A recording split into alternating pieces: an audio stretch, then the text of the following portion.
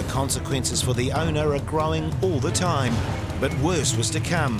You think it's a kid's book, right? And then all of a sudden it's got... Day 2 of the Ministry of Fisheries' biggest ever power bust, Operation Paid, is well underway. The suspect is known to have purchased live and shucked power for his business, and he could have made many more illegal transactions. The suspect is at home, but like most restaurant owners, he's not an early riser.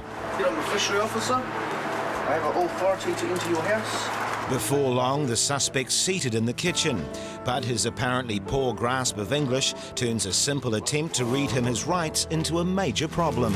Do you understand his rights? Okay. This isn't going to be an easy interview. All right, we'll stop there. I'm just going to try and get hold of him. Sorry about that. While other officers have already started to comb the house for evidence.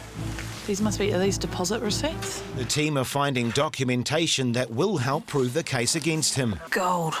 Evidence like phone bills can provide critical information linking the suspects in the poaching ring. And everywhere the team looks, they find more potentially incriminating paperwork. We've just been coming across a lot of different names, and what we've got here is just something that starts to narrow down who this person actually is and some of the aliases that he's been using.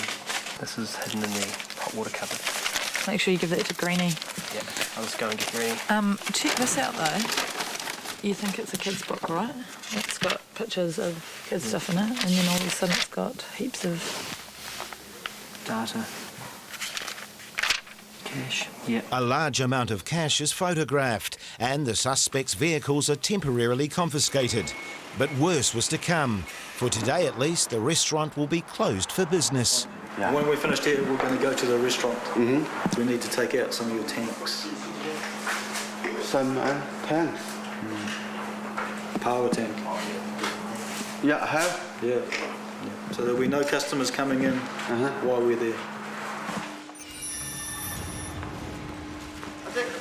A search of the popular seafood restaurant turns up even more evidence, and the consequences for the owner are growing all the time. He can take the small farmed power and keep them. I'll be keeping the one wild stock ordinary power and seizing this tank. We've just got a small amount of cocktail powers, some larger power from the tank, and some dried power.